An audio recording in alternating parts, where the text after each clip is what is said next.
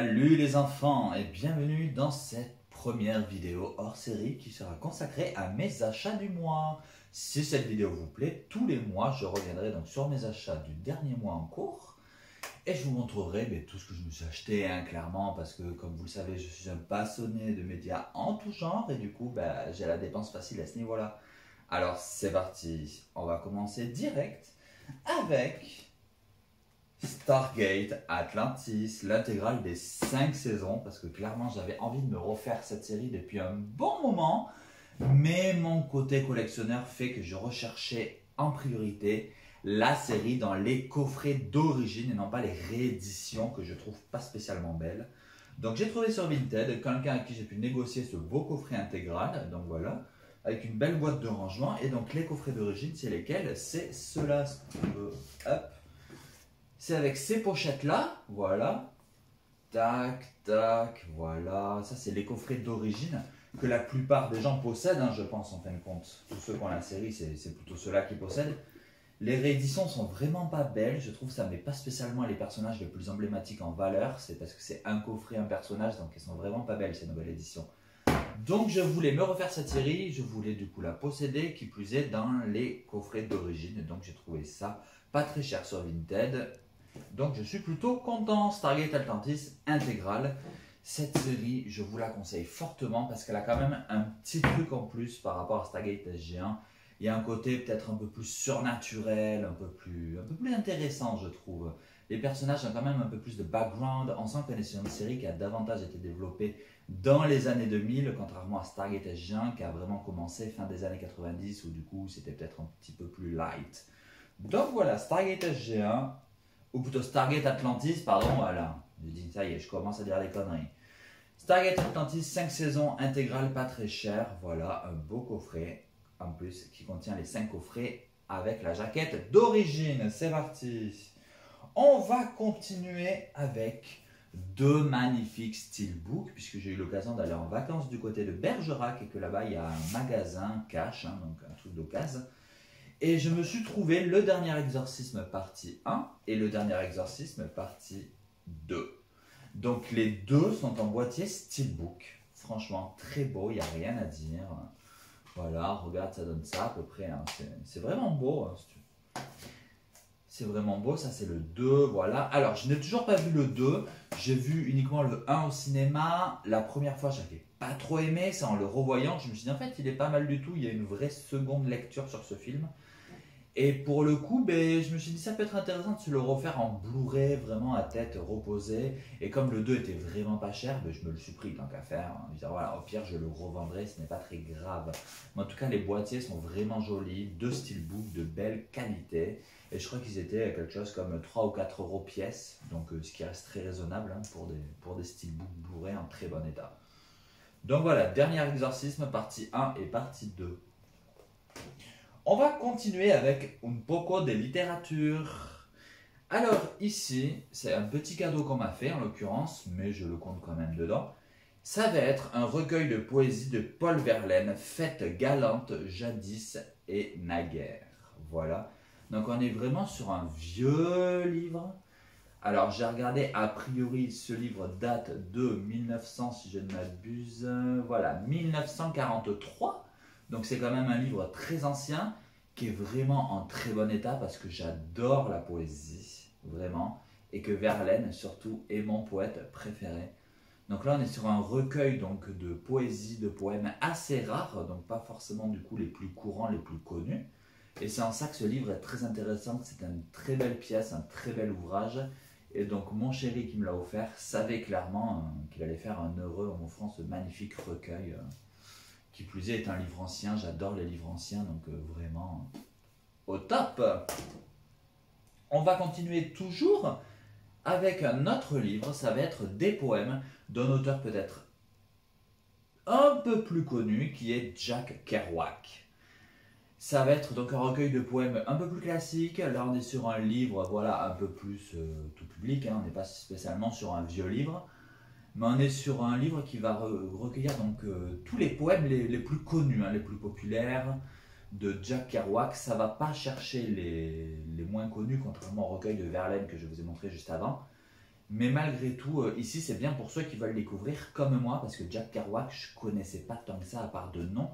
Donc ce livre m'a permis de découvrir un petit peu sa prose, son univers, et du coup ça m'a quand même donné envie d'en découvrir d'autres du coup.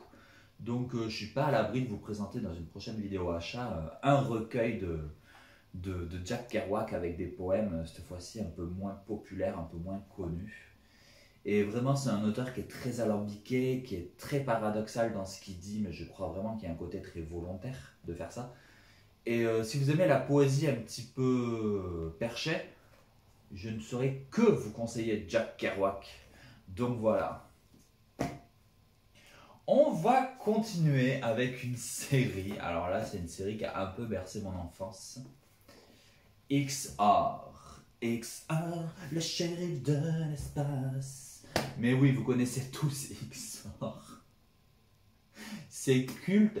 C'est un petit peu, XR, c'est comme Son Kukai. C'est les premiers Sentai, c'est les pré-Power Rangers, entre guillemets. Moi, la série de mon enfance, c'était les Power Rangers. Quand on me disait qu'est-ce que tu veux faire comme métier plus tard, je veux être Ranger Rouge. Ma mère, désespérée, me disait toujours, non mais mon fils, on ne peut pas être Power Ranger, ça n'existe pas. Moi je suis là, ouais vas-y, continue à causer, je te crois pas. Et donc, après j'ai découvert par la suite, quand j'étais plus grand, donc ado, qu'il n'y avait pas que les Power Rangers, surtout que les Power Rangers n'étaient qu'une dérivée en fin de compte de XOR, Son Kukai et tout ça. Et donc j'ai découvert XOR et j'ai adoré parce que j'ai vu ce que c'était à la base. Et donc là j'ai trouvé ce petit coffret toujours dans un cache là aussi qui était à moins 50% pour les soldes. Et donc du coup j'ai pas bataillé, intégrale de la série, je crois que je l'ai payé 3,50€ ou quelque chose comme ça. C'est-à-dire que même sans faire 50% dessus, le coffret n'aurait pas été cher de base. En plus, c'est un beau coffret intégral. Je veux dire, voilà, tac, je vous montre avec le côté un peu dépliant. Franchement, on adore. Voilà. Tac. Ouh là, viens voir papa. Il y a le petit livret avec le guide des épisodes. Donc vraiment intégrale de la série. Et c'est toujours intéressant, je pense, de revoir XOR parce que ça nous montre un petit peu ce qu'étaient les tout premiers Sentai avant que ça devienne un peu n'importe quoi, parce que ça a été racheté par la suite par Disney, tout ça, tout ça. Et donc là, il y a un côté très brut, très premier degré, c'est pour ça qu'on adore en fait. C'est vraiment par la suite que c'est devenu un peu plus concon, où c'était second degré à fond, alors que ce qui est génial dans XOR, c'est que vraiment c'est premier degré, et que tu te dis mais c'est pas crédible, mais c'est pour ça que c'est bon. Donc voilà, à découvrir parce que c'est une pépite, hein, mine de rien, de la pop culture, XOR, quoi qu'on en dise. Ensuite, on va continuer avec un autre livre, et alors celui-ci, je l'ai trouvé dans un vide-grenier, Dieu sait que j'ai négocié le prix, parce qu'elle ne voulait pas le lâcher comme ça, la femme. C'est un recueil de contes et nouvelles de La Fontaine. Alors, Jean de La Fontaine, c'est vrai qu'on a tendance à penser que c'est que des poésies, en fin de compte, mais non, La Fontaine, ce n'est pas que des poésies, c'est aussi des contes et des nouvelles. Et donc là, en l'occurrence, elles sont réunies dans ce livre qui, lui, comme vous pouvez le voir, est très vieux, très abîmé, mais il est protégé. Il date de 1904, s'il te plaît. Excuse-nous du peu, ça ne rajeunit pas tout ça. Donc 1904, ce bouquin, j'ai réussi à le négocier à 12€, me semble-t-il, alors qu'il était à 20 ou 22. Et du coup, je ne regrette pas parce que franchement, mais c'est magnifique. J'ai découvert donc que La Fontaine écrivait des contes et c'est vraiment ça à l'image de ses poèmes en fait. Hein, ça dénonce beaucoup de choses de l'époque, de l'époque donc des rois, hein, tout ça. C'est génial. C'est génial parce que là, du coup, on sent qu'il y va un peu plus fort. Du coup, c'est plus intéressant, je trouve. C'est plus prenant en fait. C'est plus prenant et ceux qui ne le savaient pas, du coup, je vous encourage à lire au moins un conte ou une nouvelle de Jean de La Fontaine parce que vous vous rendrez compte qu'en fait, c'est quelqu'un qui, oui, c'est réellement écrire et non pas que des poèmes du coup. Il a une vraie plume et c'est très très intéressant de le découvrir comme ça. Et donc là, on est sur des œuvres complètes non censurées parce que dans les années 40, les œuvres de La Fontaine ont commencé à être censurées. Et oui, et je trouve ça lamentable. Donc du coup, œuvre complète non censurée, c'est assez rare de nos jours. Donc ce livre, c'est un petit peu une pépite et je suis bien content de l'avoir. Je vais en prendre le plus grand soin parce que le pauvre, il est en sale état. Mais en même temps, depuis 1904, on ne peut pas lui en vouloir. Donc voilà, magnifique recueil de contes et nouvelles de Jean de La Fontaine. Restons dans l'esprit Jean de La Fontaine avec un recueil donc de fables, les fables les plus populaires de Jean de La Fontaine. Donc là, on est vraiment sur quelque chose de tout public, hein, qui vise les enfants, les parents, tout ça, ou les fans tout simplement de poèmes. Donc là, ça va vraiment être un recueil qui regroupe le corbeau et le renard, la cigale et la fourmi, enfin voilà, tous les plus classiques. Hein. Mais je me suis dit, c'est intéressant de les avoir aussi dans un beau petit livre avec des belles illustrations, voilà. On est sur des illustrations très aquarelles, donc je ne sais pas si vous voyez bien là, mais on est sur des illustrations très aquarelles et c'est vraiment très beau, très chic. C'est un livre a priori neuf, je l'ai payé 50 centimes dans un vide-grenier, donc à ce prix-là, j'ai pas eu envie d'hésiter spécialement. Donc voilà, les fables les plus classiques de La Fontaine, c'est toujours très intéressant à lire, très appréciable. Ça rappelle les années collège, les années primaires, l'âge de l'insouciance, avant de rentrer dans l'âge adulte. Ensuite, va y avoir un petit merchandising, le petit mug Crash Bandicoot 4. Vous l'avez déjà vu dans mes stories, pour ceux qui suivent mes stories Facebook, ou plutôt, pardon, Instagram, même si je l'ai déjà mis sur Facebook aussi. Donc le petit mug Crash Bandicoot 4, voilà, juste magnifique. Il était pareil en promotion à Cultura, donc voilà, juste un mug Crash 4 quoi. Il est beau et puis forcément le café a une meilleure saveur quand on le boit dans Crash Bandicoot 4. On va continuer avec deux vinyles. Pour ceux qui me connaissent et qui suivent là aussi mes stories Instagram, vous saurez que je suis fan de Mylène Farmer.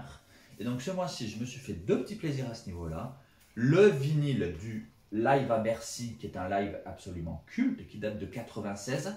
Donc c'est le live qui représente l'album Anamorphosé, qui est l'album où il y a les tubes donc XXL, la ballade cultissime Rêver, l'Instant X, voilà. Donc c'est ce live-là, on est vraiment sur son live le plus rock and roll. Et c'est toujours cool à écouter en vinyle ça, parce que ça vraiment ça pète. On sent vraiment les guitares, c'est beaucoup plus poussé, hein, vu que c'est du vinyle. Il y a beaucoup moins ce côté synthé, donc vraiment on sent bien les instruments à cordes hein, surtout. Et vraiment, j'ai redécouvert ce live culte grâce au format vinyle. Alors, il y a un vinyle collector, mais moi j'ai la version normale. Je n'ai pas réussi à me trouver le vinyle collector. Donc, c'est la version normale, mais c'est pas très grave. C'est le même résultat au final. Hein. C'est la même écoute. C'est juste que là, le vinyle, c'est un vinyle noir et pas un vinyle de couleur. Mais c'est pas grave. Je suis quand même content de posséder ce live à Bercy. Autre vinyle de la vieille rousse. Ouh, vilain. Ça va être celui-ci. Alors ça, il y a gros débat auprès de la communauté parce que c'est un best-of de Mylène Farmer qui est plus ou moins non officiel parce qu'il a été sorti a priori sans son accord, puisque c'est son ancienne maison de disques qui possède les droits de tout son répertoire jusqu'à 1997 inclus. Et du coup, ils ont sorti toutes ces chansons cultes jusqu'à 97 inclus, dans un best-of totalement chelou avec une photo a priori libre de droit, hein, parce que je ne sais pas si vous voyez bien, mais franchement la pochette, elle est dégueulasse. Mais pourquoi je l'ai acheté alors qu'à la base j'avais prévu de boycotter cette sortie? Je l'ai acheté parce qu'au final, quand il est sorti, j'ai appris que les versions qui avaient été mises dessus, c'était des versions rares, à savoir les versions d'origine des 45 tours et non pas les versions remasterisées. Un exemple, les chansons Plus Grandir, Libertine sont des chansons qui ont été remasterisées en 2001. C'est uniquement ces versions-là qu'a priori on trouve maintenant sur les plateformes, il semblerait. Hein. Et du coup, Universal, eux, ils ont décidé donc de mettre les versions originales avec des instrumentaux qui changent pas mal pour certaines chansons et qui du coup, on est vraiment sur un son d'époque qui n'est pas remasterisé. Et on a vraiment l'impression d'écouter un vieux 45 tours. Et du coup, moi, je ne connaissais pas ces versions-là des chansons parce que je n'étais pas né. Et donc du coup j'ai redécouvert des versions plus ou moins inédites de certains tubes de Mylène Farmer. Et ben, pour ça du coup j'ai acheté le vinyle parce que je voulais avoir ces versions là, donc je l'assume. En plus de ça, tant qu'à faire, je me suis pris la version collector, hein, vu qu'elle était au même prix, hein, je ne vais pas me priver, qui est donc numérotée, j'ai le numéro 1683. Et donc les vinyles, c'est là où c'est très drôle parce que la pochette est complètement moche. Mais alors les vinyles, il y a eu un vrai travail de fait parce que je vous montre, regardez-moi cette splendeur, voilà, je ne sais pas si on voit bien. Donc ils sont bleus effet marbré. Voilà, c'est juste magnifique. Donc voilà. Les vinyles, 15 fois plus beau que la pochette. Donc voilà ce deuxième vinyle de Mylène Farmer. On va finir avec une série que j'avais envie de me refaire, que j'avais dans mon ancienne collection de DVD il y a longtemps, mais j'ai été, comment dire, cambriolé. Et du coup, on m'avait volé tous mes DVD, tous mes Blu-ray, donc vraiment, j'avais eu un peu la flemme de tout racheter après, déjà parce que j'avais pas forcément la thune.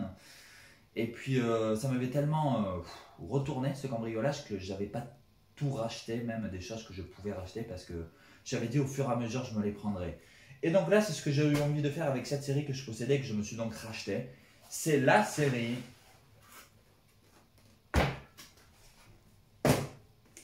Skins. Skins, c'est juste une série culte. J'ai rarement vu une série aussi juste au niveau de son traitement des relations et de la psychologie adolescentesque des années 2000, du début des années 2000 en tout cas. C'est une série qui est très particulière, Skins, parce que pour ceux qui ne connaissent pas très bien, c'est une série anglaise, donc il y a ce ton très particulier. On va suivre une génération d'adolescents sur 2 saisons, et ça va être merci, au revoir. Ensuite, on va commencer sur une nouvelle génération d'adolescents, donc que des nouveaux personnages, et ça va être de nouveau étalé sur 2 saisons. Merci, au revoir, et encore une nouvelle génération, et ainsi de suite. Et il y a eu 3 générations comme ça, donc 6 saisons. 3 générations différentes, voilà, je reviendrai, je ferai un jour une vidéo où je classerai les générations de la moins bonne à ma préférée. Il y aura sûrement des surprises et je ne me ferai pas spécialement des fans, je pense, avec cette vidéo, mais c'est pas grave. Donc voilà, on a la génération 1 et 2, donc saison 1 et 2. Et donc je tiens à souligner là les coffrets qui sont juste magnifiques. Studio Canal a fait un boulot de dingue. Et alors je ne sais pas si c'est les coffrets originaux ou si c'est Studio Canal qui a fait ça, mais franchement les coffrets sont juste magnifiques. Voilà, la tranche du coffret qui est vraiment très fun avec ce préservatif sur le côté. Derrière, on te met un soutif un petit peu sale et tout. Donc c'est vraiment, c'est trash en fait. Hein. On ne dit pas pour rien que Skins, c'est la série trash spécial jeune. Donc voilà, pareil pour la saison 2, on garde cet esprit préservatif sur le côté avec un vieux caleçon sale derrière. Mais vraiment, ils sont vachement fun, les coffrets ils sont très bien faits. Voilà, ils sont pleins de couleurs. Mention au coffret de la saison 4 avec ces néons absolument magnifiques. Et derrière, c'est pareil, ce jeu de couleurs un petit peu pop. Vraiment, ça pète, on adore. Saison 5 et 6, on est sur un ton un peu plus ledge, hein, là aussi, pour les coffrets. Mais en même temps, ça va avec la génération qui était une génération beaucoup plus light, beaucoup plus sage. Et alors là, par contre, coup de gueule, parce que Studio Canal, vous nous avez fait 6 magnifiques coffrets, voilà, 6 magnifiques coffrets pour les 6 premières saisons, et la 7e et ultime saison, les gars, mais qu'est-ce que vous nous avez fait? La 7e et dernière saison, il n'existe qu'un coffret en France, c'est un vulgaire coffret en plastique dégueulasse. Voilà, en plus le truc, voilà, bien moche, hein, voilà. Pas de boîtier cartonné, rien, un espèce de truc en plastique là qui fait du bruit, c'est moche, c'est pas beau, alors que les autres saisons, je vous montre. On avait vraiment des DVD individuels avec les résumés des épisodes et tout et tout. Donc pourquoi? Parce que sur une étagère de collectionneur, on a les 6 premiers coffrets qui sont juste magnifiques et on a ce 7e coffret qui fait mais vraiment tâche. C'est juste pas possible. Donc voilà, coup de gueule à ce niveau-là. Malgré tout, je suis bien content de me faire cette série parce que vraiment je ne l'avais plus vu qu'on me l'avait volé et vraiment ça fait un moment que je voulais me la retrouver, donc je l'ai trouvé pareil sur Vinted à quelqu'un qui voulait vraiment s'en débarrasser puisqu'il a vendu 10 € les 5 saisons je crois, ouais ça c'était 10 € les 5 premières saisons et après j'ai trouvé les autres un peu plus chers, mais enfin voilà 10 € 5 saisons c'était vraiment donné quoi. Donc voilà, c'est tout ce que j'ai à vous présenter pour ce mois-ci les enfants, c'est déjà pas mal j'ai envie de dire. On est comment niveau budget là? C'est mon banquier qui va être content. Allez, j'espère que cette vidéo vous aura plu. Je vous dis rendez-vous début octobre pour mes achats du mois de septembre, en espérant que j'étais un peu moins dépensier cette fois-ci. Mais je peux vous dire que déjà, là, on est le 11 septembre et ça commence à puer déjà niveau dépenses. Hein. Je veux dire, ça risque d'être pire que ce mois-ci. Allez, Je vous embrasse. N'oubliez pas de me dire ce que vous en pensez, de liker, de partager, de commenter, de critiquer ou pas mes achats si vous voulez. Parce que dans tous les cas, critiquer, n'oubliez pas que c'est bien. Mais en version originale, c'est toujours mieux. Allez, salut!